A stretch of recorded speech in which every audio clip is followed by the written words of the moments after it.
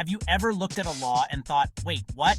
Like seriously, who comes up with this stuff? Some laws around the world are so bizarre they seem like they were dreamed up during a late-night brainstorming session, or perhaps after a few too many cups of coffee. But here's the thing, they're real. Buckle up, because we're about to take a laugh-filled journey through some of the weirdest laws that you won't believe actually exist. Alright, let's kick things off in Singapore, a nation known for its pristine streets and its aversion to chewing gum. Back in 1992, the government decided they'd had enough of gum-related shenanigans. They were tired of people sticking their chewed wads under park benches, so they outlawed it. That's right, folks. Chewing gum, illegal. Now I know what you're thinking. John, you can't be serious. They banned chewing gum? And the answer is, unbelievably, yes. Singapore is a bustling metropolis, and yet amidst all that diversity, there's no double bubble. The ban actually worked. Singapore is now a model of cleanliness. Now, let's hop over to Italy, the land of pasta, romance, and apparently some very specific rules about dog ownership. In Rome, they have this law that requires pet owners to give their dogs at least a 5-hour break every day. It turns out that some residents took this law a little too literally. They started leaving their dogs at home, alone, for hours on end, all in the name of following the letter of the law, while completely missing the spirit of it. What started as a well-intentioned attempt to ensure dogs get their daily dose of me time quickly devolved into a bit of a canine crisis. So if you were dreaming of adopting a furry friend in Italy, better check your schedule first, because in the eternal city, even dogs need a little work-life balance. Authorities had to step in and clarify the law, pointing out that yes, dogs need breaks, but they also need walks and interaction. It's not enough to just leave them be for a set number of hours and call it a day. And if you can't provide that, well, you might as well tell Fido, sorry buddy, I've got a 3-hour meeting with some spaghetti.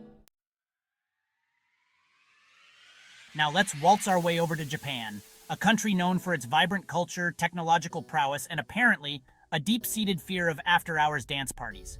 Yes, you heard that right. Japan used to have a law that prohibited dancing in public after midnight. This law was enacted in 1948, smack dab in the middle of the 20th century. It was part of a larger effort to control public morals and prevent excessive revelry. Imagine this. You're at a club, the music's pumping, the energy is electric, and then, bam! Midnight hits. The music screeches to a halt, and everyone's forced to awkwardly shuffle back to their tables like a bunch of Cinderellas whose glass slippers just shattered. Talk about a mood killer. Thankfully, common sense, or at least the desire to have a good time without worrying about getting busted for doing the Macarena after midnight, eventually prevailed. In 2015, the law was finally repealed, much to the relief of dancers and nightclub owners across the country. So dance on, Japan!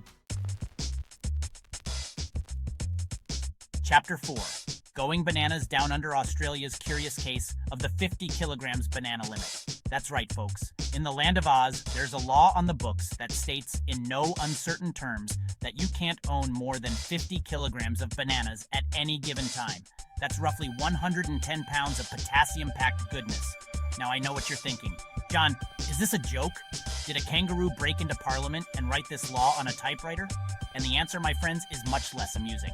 This law actually stems from a very real concern banana-related biosecurity. Apparently, bananas are susceptible to all sorts of nasty diseases and pests, and the Australian government takes biosecurity very, very seriously. So, to prevent the spread of any potential banana-borne plagues, they decided to limit the amount of the fruit that any one person can possess. It's like a scene out of a dystopian novel, except instead of fighting over water or fuel, it's all about the bananas. Chapter 5. Ice Cream Dreams Deferred, the sticky saga of Alabama's back pocket ban. That's right, folks. In the heart of Dixie, it's illegal to carry ice cream in your back pocket. And before you ask, no, this isn't some kind of elaborate prank played by a bunch of bored teenagers. This is a real law, written down in black and white, and it's been around for over a century.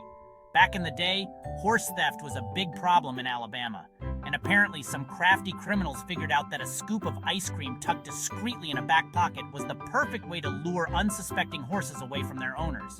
So to combat this wave of ice cream-fueled horse theft, Alabama passed a law making it illegal to carry ice cream in your back pocket.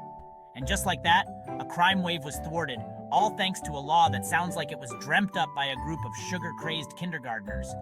So next time you're in Alabama, keep your ice cream where it belongs, in a cone or a cup.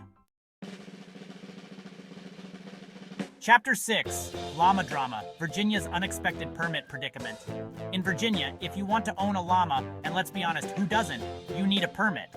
Not just any permit, mind you, but a special llama-specific permit that proves you're a responsible, upstanding citizen who won't unleash llama-related chaos upon the unsuspecting populace. Llamas, as far as I'm aware, are relatively docile creatures, content to graze peacefully and occasionally hum a jaunty tune. But that didn't stop Virginia from cracking down on llama ownership. Perhaps it was a preemptive strike, a way to nip any potential llama-related shenanigans in the bud. Or maybe, just maybe, someone in the Virginia legislature really, really loves llamas and wanted to make sure that anyone else who shared their affection was properly vetted. Chapter 7, Ketchup Vegetable or Villain, the Great School Lunch Debate of Illinois. In the Prairie State, there was a time when ketchup was considered a vegetable. Not just any vegetable, mind you, but a bona fide, card-carrying member of the vegetable kingdom, right up there with broccoli and spinach. Back in the 1980s, the U.S. Department of Agriculture was trying to figure out how to make school lunches healthier. And one of their bright ideas was to classify ketchup as a vegetable. Why? Because ketchup is made from tomatoes, and tomatoes are technically fruits. And fruits, as we all know, are good for you. So, by some bizarre twist of logic, ketchup became a vegetable. Thankfully, this culinary travesty was eventually overturned, but not before generations of Illinois schoolchildren grew up believing that ketchup was a perfectly acceptable substitute for a side of peas or a leafy green salad. Chapter 8. Don't even think about it. Dubai's no-spit policy. In Dubai, spitting isn't just considered rude, it's actually against the law. We're talking any kind of expectoration, from a discreet clearing of the throat to a full-on projectile vomit of saliva. Dubai takes hygiene very, very seriously. And spitting, as we all know, is a great way to spread germs. So, to keep their city sparkling clean and their citizens healthy, they decided to ban spitting altogether. It's like a scene out of a public health official's wildest dreams. A city where the sidewalks are spotless, the air is free of airborne spittle, and everyone walks around with a permanent case of cotton mouth. Chapter 9, Muffin Mishaps, New York City's Butter Battle.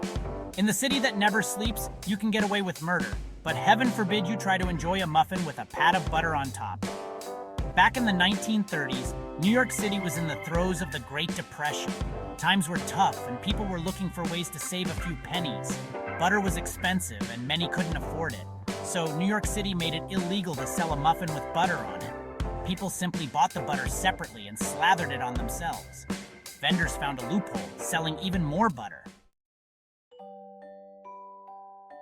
Chapter 10, Unicorn Hunters Beware, Michigan's Mythical Mandate. In Michigan, it's illegal to hunt unicorns.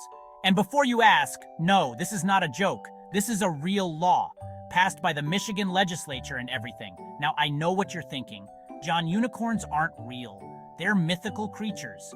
Why in the world would Michigan need a law against hunting something that doesn't even exist?